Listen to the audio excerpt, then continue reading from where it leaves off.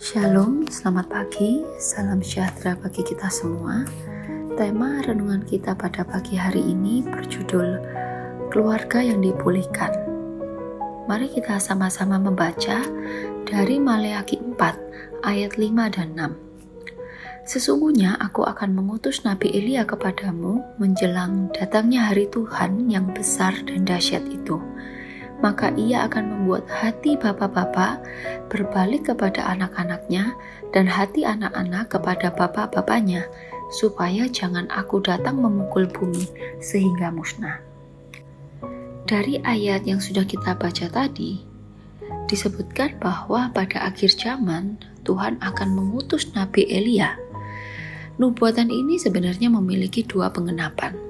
Pengenapan yang pertama, nubuat tentang Elia itu digenapi pada Yohanes yang mendahului kedatangan Yesus yang pertama, di mana Yohanes Pembaptis ini bekerja atau melayani dengan roh dan kuasa Elia.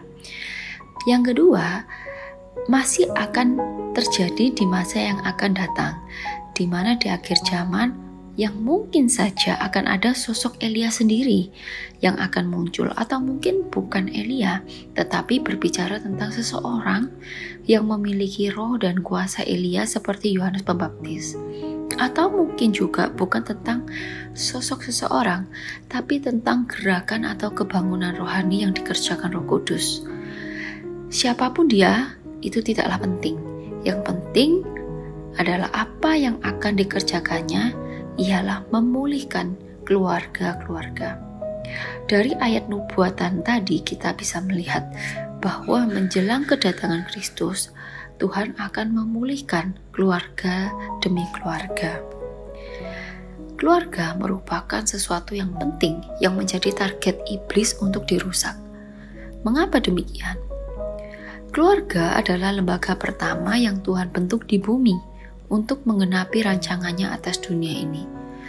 Keluarga juga menjadi dasar dan juga tiang bagi gereja yang sehat, bahkan menjadi dasar bagi masyarakat atau negara yang kuat.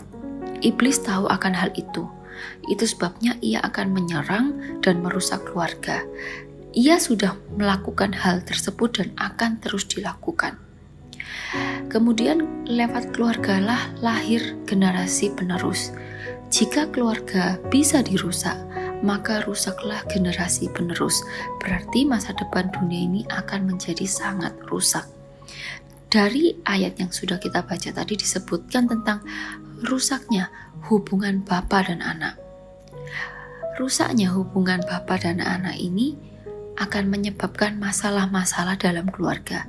Di sini terlihat betapa pentingnya peran Bapak, karena Bapak sebagai kepala atau pemimpin, di mana Bapak ini pemegang payung otoritas.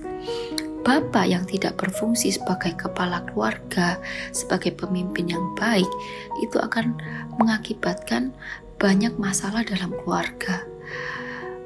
Mungkin munculnya lewat retaknya hubungan keluarga, kemudian muncul masalah perselingkuhan, masalah perceraian, kekerasan, lalu juga muncul kenakalan-kenakalan remaja, pemberontakan dalam keluarga, dan lain sebagainya.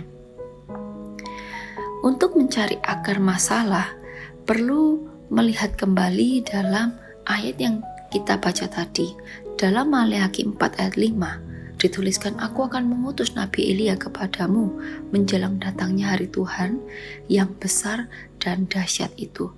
Pertanyaannya, mengapa Elia? Kita mengenal Nabi Elia ini sebagai seorang nabi yang diutus Tuhan pada saat Raja Ahab memerintah.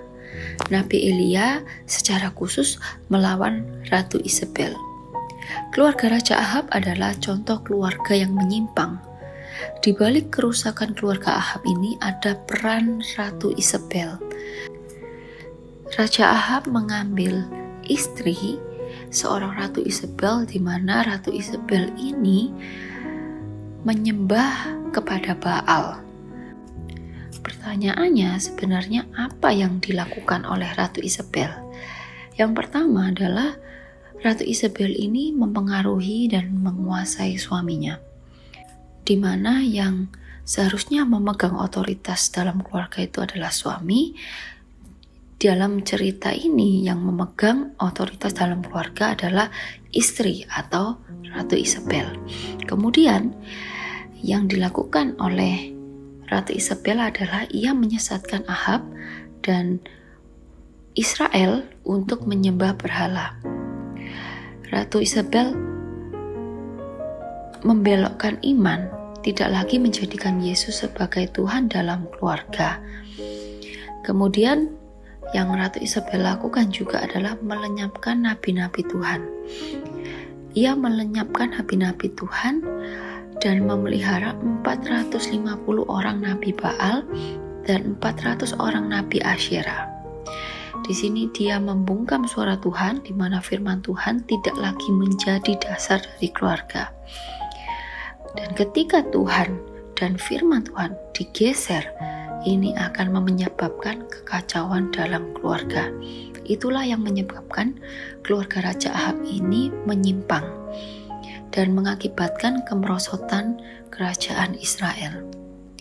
Kemudian mari kita lihat apa yang dikerjakan oleh Nabi Elia. Yang dikerjakan Nabi Elia adalah ia memulihkan Israel. Kita tahu cerita singkatnya adalah terjadi pertandingan antara Elia dan nabi-nabi Baal. Dan pemenangnya adalah Nabi Elia, di mana ia mengembalikan penyembahan kepada Allah yang benar dan membunuh nabi-nabi Baal. Jika penyembahan benar, jika Allah dan firman-Nya menempati tempat teratas dalam keluarga kita, maka tatanan keluarga kita juga akan dipulihkan. Oleh sebab itu, ubahlah apa yang salah yang sudah Tuhan tunjukkan dan lakukan sesuai kehendak Tuhan. Mari kita cek kembali siapa yang menjadi kepala keluarga kita secara rohani. Apakah firman Allah menduduki tempat terbaik dan tempat terutama? Kemudian bagaimana tatanan otoritas dalam keluarga kita? Mari kita cek kembali apakah itu sudah sesuai dengan kehendak Tuhan. Dan mari kita imani bahwa Tuhan yang akan mengerjakan pemulihan itu. Bagaimana bila tidak terjadi pemulihan? Bila tidak terjadi pemulihan, Tuhan akan memukul bumi sehingga musnah. Ini bisa berbicara tentang bencana alam, penyakit, dan lain sebagainya. Dapat juga diartikan sebagai hukuman Allah, khususnya dalam konteks keluarga, kemiskinan, penderitaan, dan lain sebagainya. Tetapi juga dapat diartikan dengan penghakiman akhir, di mana semua akan mempertanggungjawabkan di hadapan Tuhan sesuai perbuatan masing-masing. Mari kita menempatkan Tuhan dan firman Tuhan sebagai tempat yang terutama dalam keluarga kita. Dan mari kita imani ketika Tuhan sudah menjadi yang terutama dalam keluarga kita, maka pemulihan atas keluarga akan terjadi. Amin. Tuhan Yesus memberkati.